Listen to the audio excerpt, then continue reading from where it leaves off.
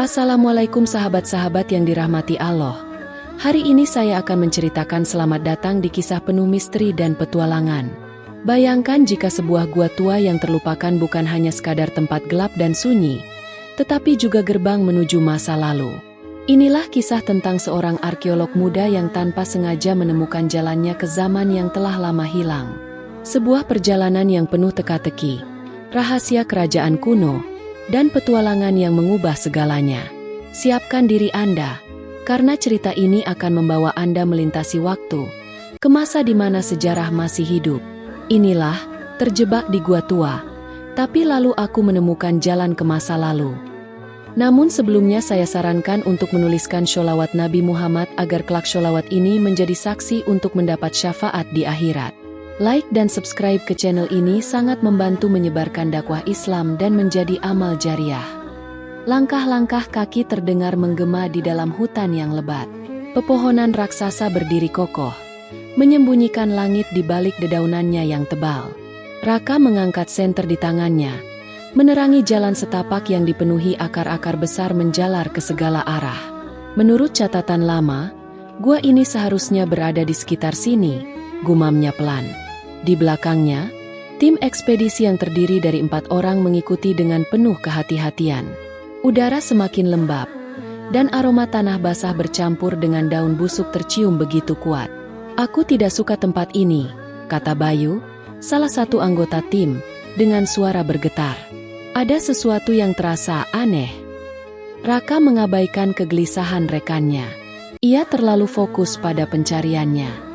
Gua ini disebut dalam legenda kuno sebagai tempat persembunyian orang-orang dari sebuah kerajaan yang hilang. Banyak sejarawan meragukan keberadaannya, tapi Raka yakin bahwa ia akan menemukan sesuatu yang lebih dari sekadar cerita rakyat. Akhirnya, di balik semak belukar yang lebat, mereka menemukan sebuah celah besar di antara bebatuan. Udara dingin menyembur keluar dari dalamnya, membawa serta aroma tanah yang begitu tua, seolah gua ini telah tertutup selama ratusan tahun. "Kita masuk," perintah Raka. Satu persatu mereka melangkah ke dalam kegelapan. Dinding gua dipenuhi dengan lumut yang berpendar redup, memberikan cahaya samar di tengah kegelapan pekat. Langkah mereka menggema di lorong yang semakin menyempit. Kemudian, Raka berhenti mendadak. Di hadapannya, sebuah pintu batu raksasa berdiri kokoh. Ukiran-ukiran kuno menghiasi permukaannya, seolah menyimpan rahasia yang tak terhitung usianya. "Ini luar biasa," bisik Raka dengan mata berbinar. Ia mendekat, menyentuh ukiran yang terasa dingin di bawah jemarinya. Namun, begitu ia menekan salah satu simbol, terdengar suara gemuruh yang menggetarkan gua. "Awas!" teriak salah satu anggota tim. Batu-batu besar mulai runtuh dari langit-langit gua. Raka mencoba berlari ke belakang, tapi semuanya terjadi terlalu cepat. Debu pekat memenuhi udara, menyesakkan napasnya. Ia tersandung dan jatuh ke tanah. Dalam hitungan detik, lorong tempat mereka masuk tertutup sepenuhnya oleh reruntuhan. Suasana menjadi sunyi. Raka terbatuk, mengusap wajahnya yang penuh debu. Jantungnya berdegup kencang. Saat ia berusaha berdiri, sebuah cahaya biru redup mulai menyala dari ukiran di pintu batu yang tadi ia sentuh. Sebelum ia sempat berpikir lebih jauh, cahaya itu semakin terang, menyelubungi seluruh tubuhnya. Sensasi aneh menjalari tubuhnya, seolah ia sedang ditarik ke dalam pusaran waktu yang tak terlihat. Kepalanya terasa berputar, kakinya kehilangan keseimbangan. Suara-suara samar mulai terdengar di sekelilingnya. Suara yang tidak seharusnya ada di dalam gua. Lalu semuanya menjadi gelap. Raka terbangun dengan napas tersengal. Tubuhnya terasa ringan, namun kepalanya berdenyut hebat. Ia mencoba mengumpulkan kesadarannya, tapi sesuatu terasa aneh. Udara di sekelilingnya lebih segar, tidak lagi dipenuhi debu dan bau tanah lembab seperti di dalam gua. Saat matanya terbuka sepenuhnya, jantungnya hampir berhenti berdetak. Ia tidak lagi berada di dalam gua. Langit biru membentang di atasnya, dengan awan putih berarak perlahan. Di kejauhan, pepohonan tinggi menjulang dengan dedaunan hijau segar. Udara dipenuhi aroma bunga dan tanah basah, membawa ketenangan yang aneh. Raka terhuyung berdiri, memeriksa sekelilingnya. Tidak ada reruntuhan gua. Tidak ada tim ekspedisi. Ia berada di sebuah padang rumput luas yang dipagari hutan lebat. Sungai jernih mengalir tidak jauh dari tempatnya berdiri, memantulkan cahaya matahari yang terasa lebih hangat dari biasanya. Apa yang terjadi? Gumamnya dengan suara serak. Ia merogoh saku jaketnya, mencari ponsel. Namun, benda itu tidak ada. Satu-satunya yang tersisa hanyalah pakaiannya dan senter yang kini tidak berguna di bawah terangnya sinar matahari. Langkah kaki terdengar dari kejauhan. Raka menoleh cepat. Di antara pepohonan, ia melihat sekelompok orang berjalan mendekat. Mereka mengenakan pakaian yang jelas bukan dari zamannya. Jubah panjang dengan ikat kepala dari kain, serta pedang yang tergantung di pinggang. Jantung Raka berdegup kencang. Apakah ia benar-benar berada di masa lalu? Ia mencoba melangkah mundur, tapi salah satu dari mereka melihatnya. Lelaki bertubuh tegap dengan sorban coklat di kepalanya mengangkat tangan, memberi isyarat kepada yang lain. "Siapa kau?" Suara pria itu dalam dan tegas. Raka terdiam. Ia ingin menjawab, tapi lidahnya keluh. Bagaimana menjelaskan bahwa ia berasal dari masa depan? Beberapa orang lainnya mulai mendekat. Mereka tampak curiga. Beberapa bahkan memegang gagang pedang mereka. Aku tersesat," jawab Raka akhirnya, berusaha tetap tenang. Lelaki yang tadi berbicara mempersempit matanya, mengamati Raka dari ujung kepala hingga kaki. Pakaian modern yang dikenakannya jelas terlihat asing di tempat ini. "Kau berpakaian aneh," kata salah satu dari mereka. "Kau dari desa mana?" tanya yang lain dengan nada waspada. Raka berpikir cepat. Jika ia mengatakan yang sebenarnya, mereka pasti menganggapnya gila atau lebih buruk lagi, menganggapnya sebagai ancaman. "Saya dari desa jauh. Saya terpisah dari rombongan," katanya dengan suara bergetar. Mereka saling bertukar pandang. Kemudian, seorang pria yang lebih tua melangkah maju. Janggutnya lebat. Sorot matanya tajam namun tidak sekeras yang lain. Ia menatap Raka lama sebelum akhirnya berbicara. "Kau harus ikut dengan kami." Raka tidak punya pilihan lain. Jika ia melawan, ia mungkin akan dianggap musuh. Ia menarik napas dalam-dalam dan mengangguk. Dengan langkah ragu, ia mulai berjalan mengikuti mereka. Namun, dalam hatinya, pertanyaan demi pertanyaan terus bermunculan. Bagaimana ia bisa sampai ke sini? Di mana sebenarnya ia berada? Dan yang lebih penting, apakah ada cara untuk kembali? Raka berjalan di antara para pria bersenjata itu dengan perasaan tidak menentu. Langkah mereka mantap, sementara hatinya berdebar semakin kencang.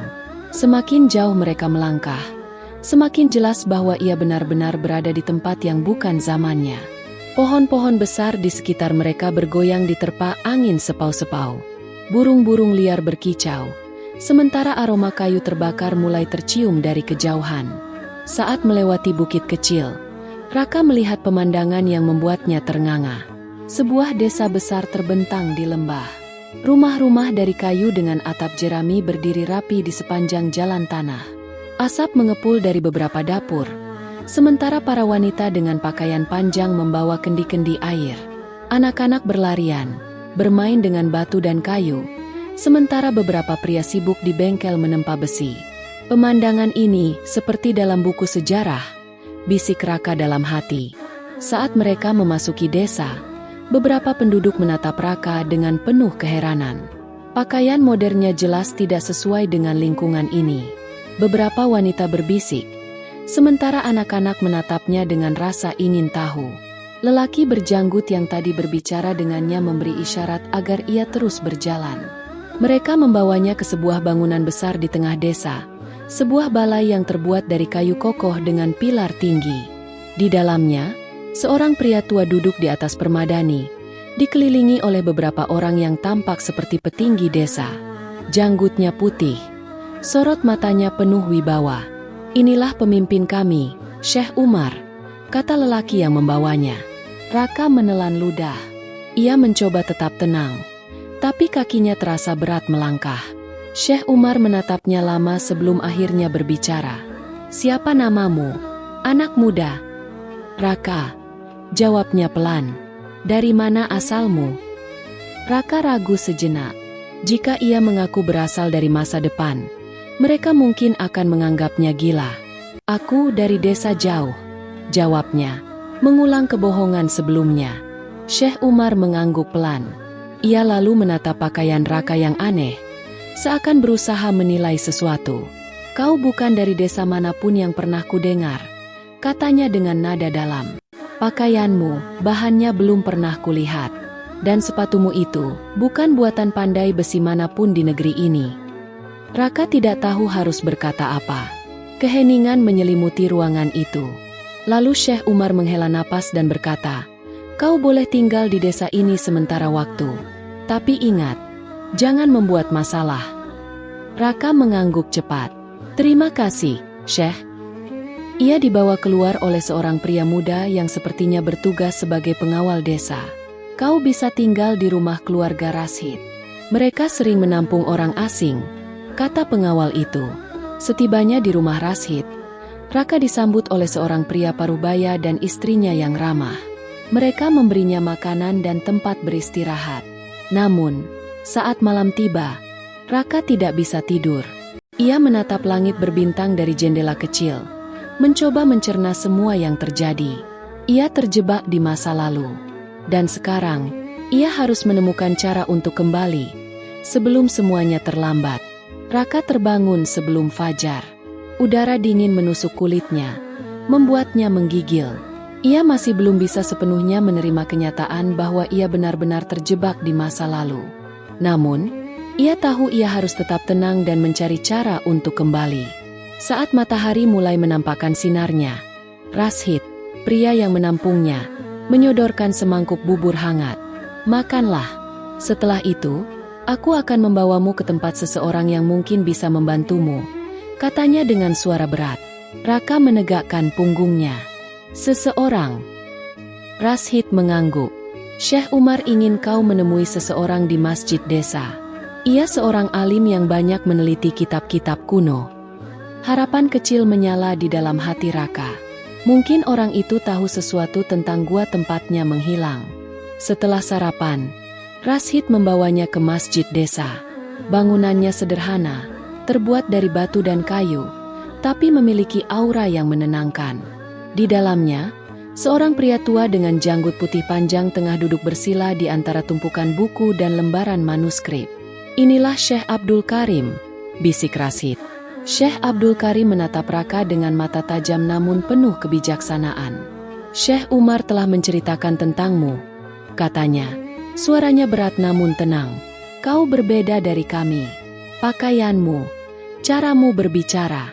Aku yakin kau bukan berasal dari sini. Raka terkejut, tapi ia tidak bisa menyangkal. Aku tidak tahu bagaimana menjelaskannya, katanya jujur. Aku tiba-tiba terbangun di sini setelah jatuh di dalam gua. Mata Syekh Abdul Karim menyipit. Ia mengusap janggutnya, lalu berdiri dan mengambil sebuah gulungan naskah dari tumpukan kitab tua. Apakah gua yang kau maksud memiliki tanda-tanda tertentu? Tanyanya sambil membuka gulungan itu. Raka mengangguk cepat. Ada ukiran aneh di dindingnya. Simbol-simbol yang tidak aku mengerti. Syekh Abdul Karim membentangkan naskah itu di hadapan mereka. Di sana, terdapat sketsa sebuah gua dengan simbol-simbol mirip yang Raka lihat. Ini adalah catatan dari nenek moyang kami, kata Syekh Abdul Karim pelan. Konon, ada sebuah gua yang menjadi pintu gerbang antara zaman. Jantung Raka berdegup kencang. Itu berarti, ada kemungkinan aku bisa kembali. Syekh Abdul Karim mengangguk. Mungkin. Tapi gua itu bukan sekadar tempat biasa. Ia hanya terbuka pada waktu-waktu tertentu, dan tidak semua orang bisa melewatinya. Harapan dalam hati Raka bercampur dengan kecemasan. Kapan gua itu terbuka? Tanyanya penuh harap. Syekh Abdul Karim menelusuri baris-baris tulisan dalam naskah itu, lalu mendongak dengan ekspresi serius. Gua itu hanya terbuka saat gerhana bulan penuh. Raka menahan napas. Ia tidak tahu kapan gerhana bulan akan terjadi di masa ini. Tapi, lanjut Syekh Abdul Karim, aku bisa membantumu menghitung waktunya. Raka merasa dadanya semakin sesak. Ia tahu ia tidak punya pilihan selain menunggu. Namun, yang tidak ia sadari adalah bahaya sedang mengintainya. Dari sudut jendela masjid, sepasang mata mengamati mereka dengan penuh kecurigaan. Malam itu, Raka duduk di serambi rumah Rashid. Udara terasa dingin, tetapi pikirannya jauh lebih kacau daripada suhu yang menusuk kulitnya. Syekh Abdul Karim telah memberinya secercah harapan, tetapi masih banyak pertanyaan yang belum terjawab. Jika gerhana bulan menjadi kunci untuk kembali, berapa lama lagi ia harus menunggu? Dan apakah ia benar-benar bisa melewati pintu waktu itu lagi? Angin berhembus pelan, membawa suara samar dari kejauhan. Desa mulai sepi, hanya terdengar suara langkah-langkah ringan di kejauhan. Tiba-tiba, Raka merasakan sesuatu yang tidak biasa. Perasaan seakan-akan seseorang sedang mengawasinya. Ia menoleh cepat. Di sudut gelap antara rumah-rumah kayu, sesosok bayangan bergerak cepat lalu menghilang di antara pepohonan. Jantungnya berdetak kencang. Siapa itu? Raka segera bangkit. Matanya menyapu sekeliling. Tapi tidak ada siapapun di sana. Namun, firasatnya mengatakan bahwa ada seseorang yang mengintainya. Ia kembali masuk ke dalam rumah, tapi pikirannya tetap waspada. Jika benar ada orang yang mengawasi, itu berarti seseorang mulai mencurigainya. Dan itu bisa menjadi awal dari sebuah bahaya yang lebih besar. Di tempat lain, di sebuah pondok kecil di pinggir desa, seorang pria bertubuh besar duduk di hadapan seorang laki-laki dengan pakaian hitam. Dia berbeda, kata pria bertubuh besar itu. Aku melihatnya tadi di rumah Rashid. Pakaian anehnya, cara bicaranya, dia bukan dari desa manapun. Laki-laki berbaju hitam itu menatapnya tajam. Apakah Syekh Abdul Karim bertemu dengannya? Pria itu mengangguk. Mereka membicarakan sesuatu tentang gua tua. Aku tidak tahu detailnya, tapi sepertinya itu penting. Laki-laki berbaju hitam itu tersenyum tipis. Gua tua, katanya pelan, seolah sedang mengingat sesuatu. Kalau memang benar yang mereka bicarakan adalah gua yang sama, maka anak itu bisa menjadi kunci sesuatu yang lebih besar. Mata pria bertubuh besar itu menyipit. Apa maksudmu? Laki-laki berbaju hitam itu berdiri. Tatapannya tajam, penuh perhitungan. Aku ingin kau terus mengawasinya. Dan jika perlu. Ia berhenti sejenak, lalu berbisik dingin. Buat dia bicara dengan cara apapun. Di rumah Rashid, Raka masih belum bisa tidur. Ia menatap langit dari jendela kecil, berharap bisa melihat tanda-tanda tentang gerhana yang disebutkan oleh Syekh Abdul Karim. Namun, ia tidak menyadari bahwa bahaya sudah semakin dekat. Dan malam itu, seseorang sedang merencanakan sesuatu untuknya. Angin malam bertiup pelan, membawa aroma tanah basah yang khas. Raka masih duduk gelisah di dalam rumah Rashid. Matanya terus menatap keluar jendela, mencoba membaca situasi di luar. Perasaan tidak enak itu belum juga hilang. Ia menarik napas dalam-dalam. Mungkin hanya rasa cemas yang berlebihan. Namun, saat ia hendak kembali ke tempat tidurnya, terdengar suara samar dari luar. Suara langkah kaki. Raka langsung waspada. Ia melangkah perlahan ke arah pintu dan menempelkan telinganya. Hening. Namun, tiba-tiba, brak! Pintu depan dihantam kuat dari luar. Raka terlonjak mundur. Sebelum ia bisa bereaksi, suara itu disusul dengan teriakan seseorang. Buka pintunya, atau kami akan masuk dengan paksa. Jantungnya berdegup kencang. Suara itu bukan suara Rashid, juga bukan suara Syekh Abdul Karim. Siapa mereka? Raka tidak punya waktu untuk berpikir lama. Dengan cepat, ia berlari ke belakang rumah, mencari jalan keluar. Namun, tepat saat ia hendak membuka jendela, brak! Pintu depan jebol. Beberapa pria bertubuh besar masuk dengan cepat. Mata mereka liar mencari sesuatu. Dia lari ke belakang. Seru salah satu dari mereka. Raka tidak menunggu lebih lama. Ia memanjat jendela dan melompat keluar. Tubuhnya terhuyung, tetapi ia segera berlari secepat yang ia bisa ke arah hutan di pinggiran desa. Suara langkah kaki mengejarnya. Ia tidak tahu siapa mereka atau apa yang mereka inginkan. Tapi satu hal yang pasti, mereka mengincarnya. Malam yang gelap membuat segalanya sulit. Raka hampir tersandung beberapa kali oleh akar pohon yang mencuat dari tanah. Nafasnya memburu, tetapi ia tidak bisa berhenti. Di belakangnya, suara langkah kaki semakin dekat. Lari ke arah kiri. Kepung dia. Seseorang berteriak. Raka tahu ia tidak bisa terus berlari tanpa tujuan. Ia harus menemukan tempat bersembunyi. Di tengah kepanikannya, matanya menangkap sebuah celah di antara batu-batu besar. Tanpa berpikir panjang, ia segera menyelinap masuk dan menahan napas. Beberapa detik kemudian, suara langkah kaki mendekat. Dia menghilang, seru salah satu pria. Terus cari, dia tidak mungkin jauh. Raka menutup mulutnya rapat-rapat. Dadanya naik turun cepat. Ia bisa merasakan detak jantungnya sendiri. Langkah kaki itu semakin menjauh. Pelan-pelan, ia mengintip dari balik celah.